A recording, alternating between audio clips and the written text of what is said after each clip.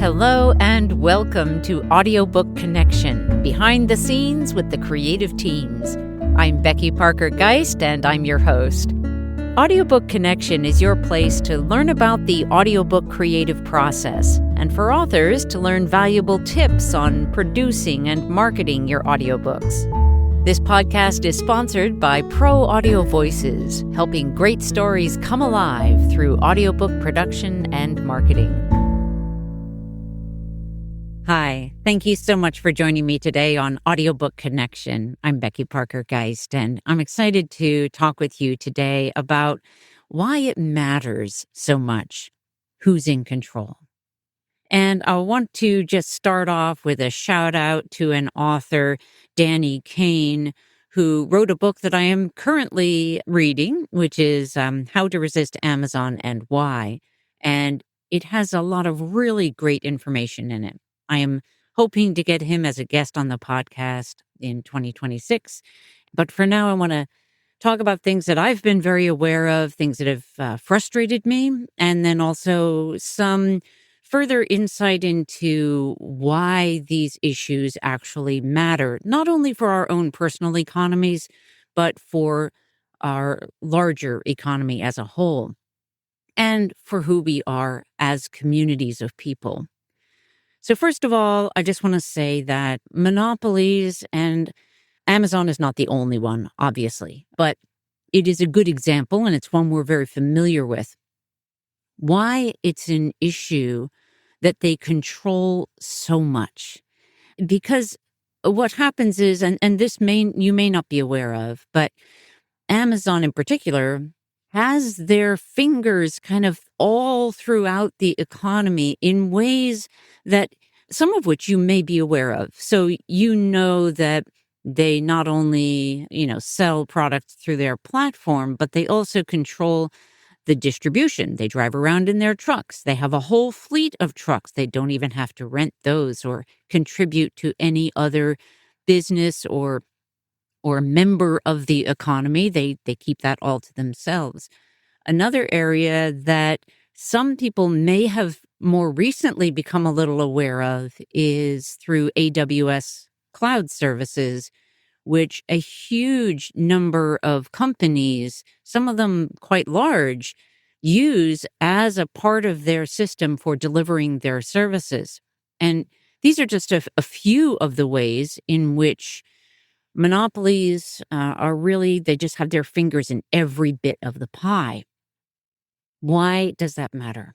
You might think, well, it's kind of streamlines everything. And, in some ways it does, but the damage that it does is that, again, they're helping only their own economy. So if we think about communities, let's just think, for example, about the community, the local bookstore. That we love those, right? Those are places where people can come in and spend some time, buy books, meet other people, meet authors. These are great community hubs, and all the business that is done through that local bookstore, just like with, through the local cafes and other businesses, they all contribute to that local economy.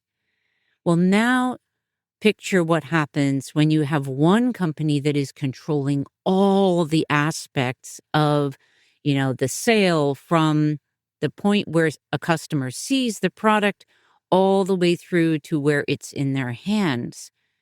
There's no one else benefiting from that, right? It's all going to this one company. You can start to get a sense of how destructive that could be in the big picture. And in fact, one of the things that I more recently learned from reading this book is that books, because Amazon started with books. And why did they start with books?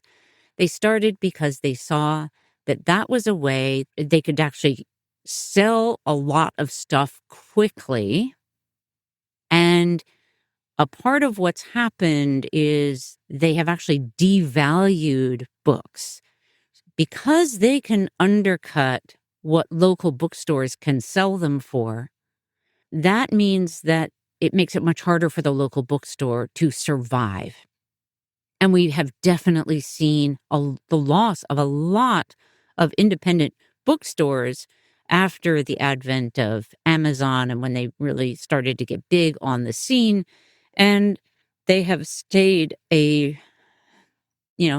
biggest player, right, in book sales at this point. And so you can start to see why, if Amazon is able to sell them for less than the local bookstore, and customers just want the cheapest price, then they may go to Amazon, unless, of course, they realize that purchase there is detrimental in some way that will, in the big picture, long term, affect themselves. Okay. And part of how that devaluing happens, and I won't go too much in the weeds because I don't want to bore everybody, right? But I think this is important to know. Part of the way that they devalue books, or what makes it possible for them, is by cutting out everyone else in the economy, but also by selling other things where they can earn more profit. And then they just use the books as a way to draw people to the platform. They can sell them off cheaper, which is harmful not only to the economies of other people, but also harmful to the authors who are trying to sell those, right? Okay, so let's talk about other ways in which having no control, or what feels like no control, about your publishing products, all right, your books, your audiobooks, your ebooks. What happens when you lose control over those products? And I'll give some specifics, because you might say, oh, well, I can decide whether it's on the platform or not. I get to state a price for the print or ebook. You don't get to do that for the audiobook on Amazon. But let's just talk about what are some of the other aspects of that control. So Amazon can change your pricing, for one thing, especially with the audiobooks, where they don't even ask what you want to sell it for. They just decide. You have no control over that. They also control whether they give it away as a freebie, as a teaser, to get a subscriber.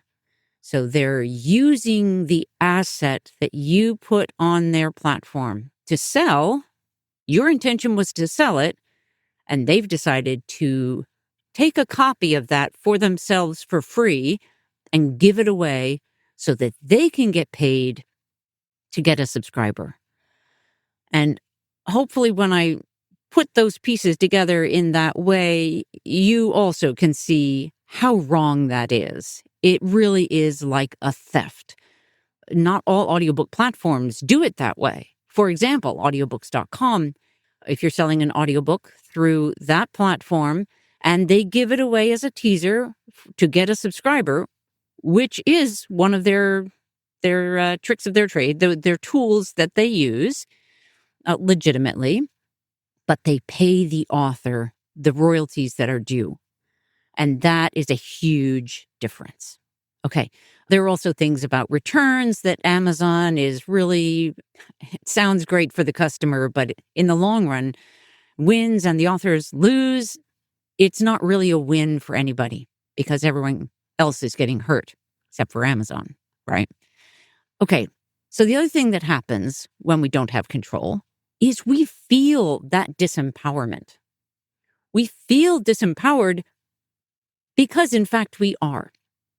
The control over, like, knowing who bought our audiobook, that might potentially to you sound like a small thing, but it's actually huge. And the retailers who gather that information when they make the sales, they understand how valuable that information is, and they don't give it up. So Amazon as an example of that, but they are not alone. In fact, this is true across pretty much all audiobook retailers, that you're not going to get that customer information. Well, that can be a problem, because then it makes it harder for you to build your community. We always talk in the independent publishing world, especially at like Bay Area Independent Publishers Association, great organization, by the way. We talk about how important it is to build your platform, to do your marketing. And we are really kind of hobbled by this lack of control that we're given over the information that comes in from the sales of our books and audiobooks. Later in this podcast, I am going to talk to you about the solution for this problem. But right now, I just want to stick with what the problem is. So hang in there. Okay, so here's another thing, and this is very much from now the customer, the listener point of view. When we have a situation like with Amazon, where let's say that we want to make a statement as a customer. I want to make a statement about what I feel is right and wrong in the world, and I want to use my spending dollars, where I spend my money, to make that statement. So we see this most clearly in boycotts. When we, as a society or a group within the society, we say, this company is not behaving well. Maybe it's their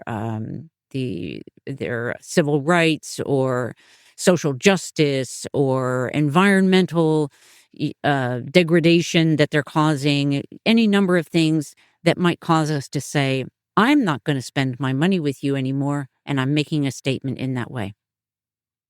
When we have a company like Amazon, where their tentacles are just everywhere, it makes it much harder for us to actually make that statement. Because, it's almost like wherever we spend, they're going to get some of those dollars anyway. There's not really much that we can do about that, but it does complicate.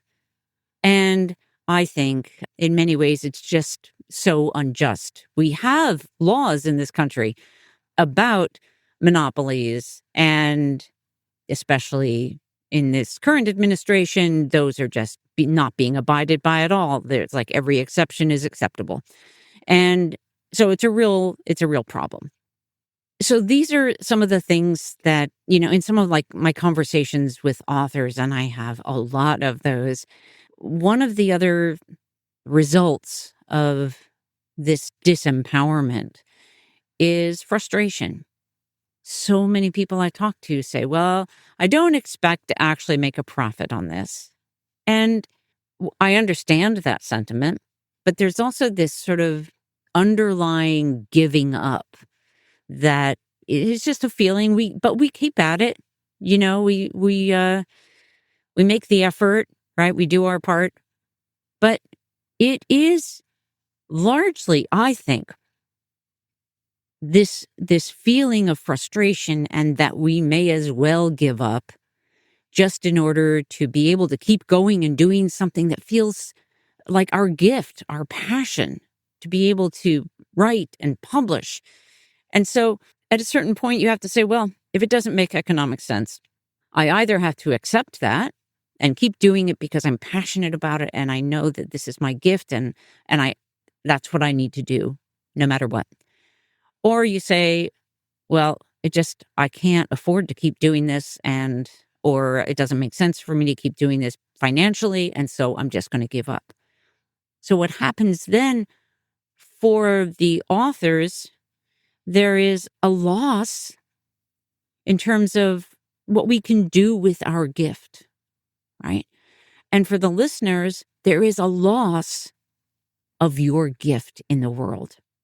And that, I think, is great in the sense of a large loss. So let's just take a short pause. And when we come back, we're going to talk about the solution. Would you like to earn more from your audiobook sales? If you're an author with an audiobook, you may have noticed that royalties from Audible especially, and other platforms as well, are frankly kinda pathetically low, disappointingly low, and unfairly low considering what it cost you in effort and resources to create it. How is it the retailers are the ones making all the money off your work and investment? As someone who started in the audiobook industry in 1981, I've found it frustrating that authors keep getting shortchanged. The good news is that Pro Audio Voices just launched Amplify Audiobooks, a direct sale audiobook platform for authors that puts you back in the driver's seat. Earn 65% of the gross sales price that you set. Compare that to the percentage of the percentage that retailers give. Run promotions on schedule whenever you want. Create coupon codes. Build community with your customers, since you'll know who they are and how to contact them. Work with a caring, responsive, supportive team to help you succeed all along the way. Get help with marketing. Get paid weekly. We're helping audiobook authors who are frustrated by painfully low royalties and the barriers that prevent them from managing their own products and customers.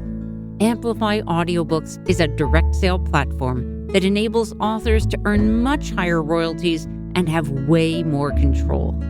We're disrupting the audiobook industry by putting authors first. Get started today at proaudiovoices.app or go to proaudiovoices.com and click on the Distribution Amplify link. Join the movement. So let's get into what the solution is for these issues that I have now raised. This issue of control over your own audiobooks and books. And there are some areas where there's not much that we can do. And there are some in which we can make a difference, and we can make a big difference. So what I propose to all of you who are listening, whether you are an author or whether you are a listener, I'm going to encourage you to make a bold choice. And that bold choice for an author is don't send customers to Amazon. Don't send them there. And you might say, well, how am I sending them there? And I'll tell you exactly how you're doing it, if you particularly are. But this is the way that it's so common. And this is common, I have noticed, even for authors who are writing about, they're like pro-democracy authors, who are writing about these issues, but they're still directing people, oh, well, go get the book on Amazon. Okay, so if you have a website, and you have a link to buy your book or your audiobook or your ebook on that website, which you probably do, and you should, but double check, where is the link sending them? When they click on the link, if they're going to Amazon, you can make a change. You could change it to bookshop.org. For example, you have a link on bookshop.org typically. Or there may be other platforms that you would prefer. It might be Barnes and Noble, or, maybe it's some other place. There are some others that are specific to independent bookstores. I'm not remembering right in this moment. But when it comes to your audiobook, which is my area of specialty, when it comes to your audiobook, you want to have your audiobook on Amplify, ideally. And if you're not on Amplify, then send them to a platform like audiobooks.com, for example, which is going to, or even the library link. The benefit to you and to your listeners, you're making kind of a double social impact. Now, here's the truth. You might say, oh, but everybody buys from Amazon. And I have heard that an annoying amount of times, but it's not true.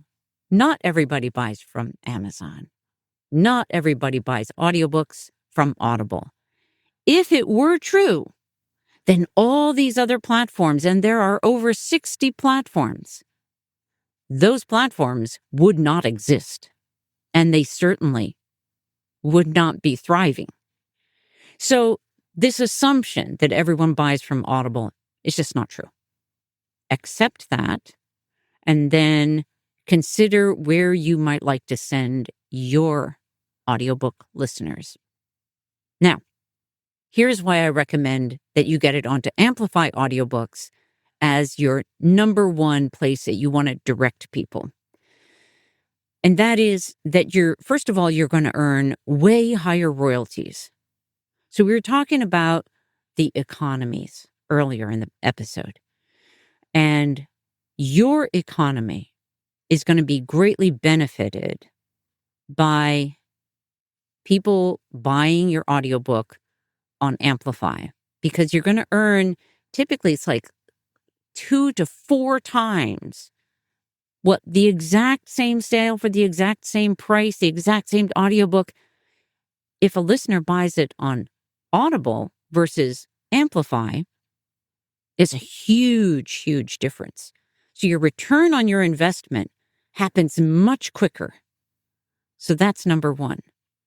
And I'm speaking not only to authors here, I'm also speaking to audiobook listeners. And hopefully you, if you are an author, you also listen to audiobooks.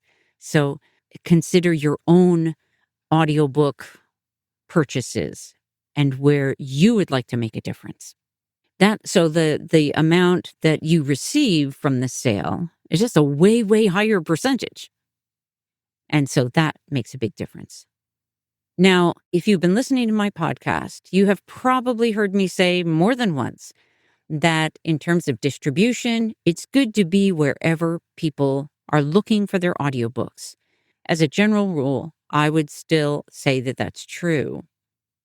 However, we are also in a time when you may want to make a choice to not be shopping at Amazon or on Audible. And that choice, I mean, I just have this, what if suddenly half the authors on Amazon just unpublished their titles there? I mean, just think of the impact of the message that would send. So, yes, broad distribution is, I think, smart, but here's another thing that I want you to consider. If you're on Amplify, where you can earn much higher royalties from each sale, you will also be able to build your community there and really build the economy of this locally owned small business environment for you and every other author and every other listener who is on the platform. We are a community together, right? And so when you're on Amplify, you know who bought your audiobook, which you're not going to know from any of the other platforms. And again, this is a very valuable bit of information. Being able to build your author platform, is critical to your success.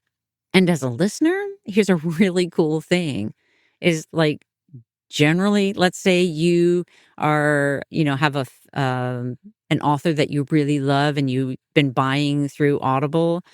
Well, what's the likelihood you're actually ever going to be able to truly connect with that author? All right, you'll listen to their audiobooks. Maybe you have a question you'd like to ask them.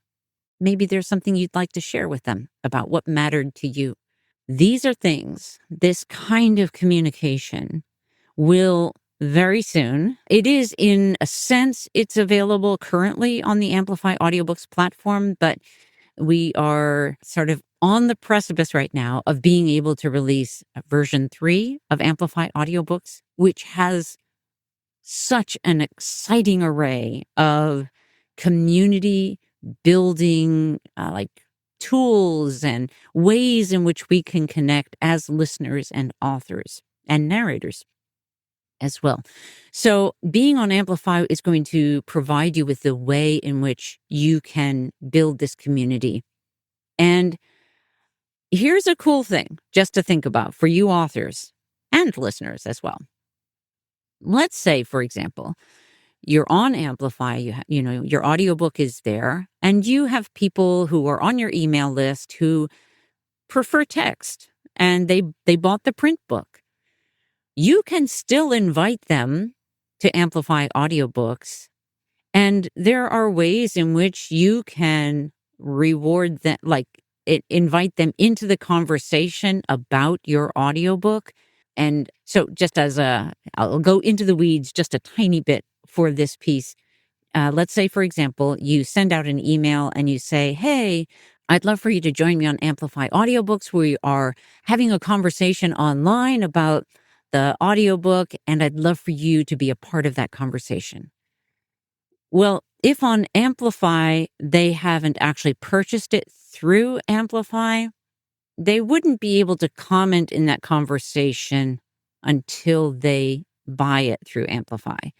But you have control over whatever discount codes you want to create. So if they email you a receipt that shows that they purchased your book, then you could give them a 100% off discount code. They can buy it through Amplify at no cost, and then they can join in on that conversation. So you see, you're provided with the tools that are going to allow you to build community in a really robust way. And it doesn't cost the listener anything additional to be to join for free. Authors will be able to join for free as well, just at least to get started and start to get a look around at what's there. So again, we're building this community. And I think the last thing I wanted to sort of wrap up with is I would encourage you, whether you're an author or a listener, to come to Amplify Audiobooks, check it out. If you want to find out how the system all works right now, you can get an audiobook on the platform. Just download the mobile app. When we launch version 3, there will be a web app as well. And this is where a lot of those really robust community building tools are going to reside, is in that web app. And we're super excited to be able to release that. One of the other things I just want to mention on the side, and that is that this comes back to why it matters who is in control. On Amplify Audiobooks, you are in control of your pricing at all times. You get to decide what to sell it for, if you want to put it on sale for a certain amount of time, and what pricing that would be. If you want to use any kinds of discount codes at all, you get all of that is in your control. And so being able to have that level of control, it empowers you. And being on the platform itself is a great way to support other authors as well. So I encourage you, if you can also, there are some audiobooks that are for free. Many will be on sale off and on. That's changing all the time. But this is a way in which you, again, by being in control, you are actually better able to more effectively market your audiobook. So I guess I will properly wrap up with the idea, I think about sometimes in natural disasters. These are moments when, let's say there's a hurricane or massive flooding, where we just naturally, as a community, we come together, we try to help each other, we bolster each other up, we pull each other into lifeboats, whatever it is we can do to help each other. And we're in a little bit of an economic disaster, or maybe will be soon, where things are not looking real great. But this is a moment in more challenging times. Let me just put it that way. In more challenging times, this is a way in which we can come together as a community. We can help each other out. We can, pull you into the life raft. And the other piece that I forgot for a moment, but I'm just going to come back to, is that because you're in control of your pricing, it also means that you can undercut all, whatever other platforms have priced your audiobook at. You can make it the least expensive place to get your audiobook. And most of the time, unless you cut it way, way, way, way, way below, most of the time you're still going to earn more than somebody buying it on one of the other platforms. Okay, so I'm gonna wrap it up there. I want to thank you so much for hanging in there with me and staying with me on this episode about why it matters who's in control. Have a great day, and I hope that you will subscribe to the Audiobook Connection podcast and join me again for the next episode. If you have any questions about audiobook distribution or production or podcasting, please reach out to us. Thanks so much for joining me. Thanks for joining us for Audiobook Connection, behind the scenes with the creative teams. Please take a moment to subscribe at audiobookconnection.com. The podcast is sponsored by Pro Audio Voices, helping great stories come alive through audiobook production and marketing. Learn more at proaudiovoices.com. Again, thanks for being with us, and please join us next week.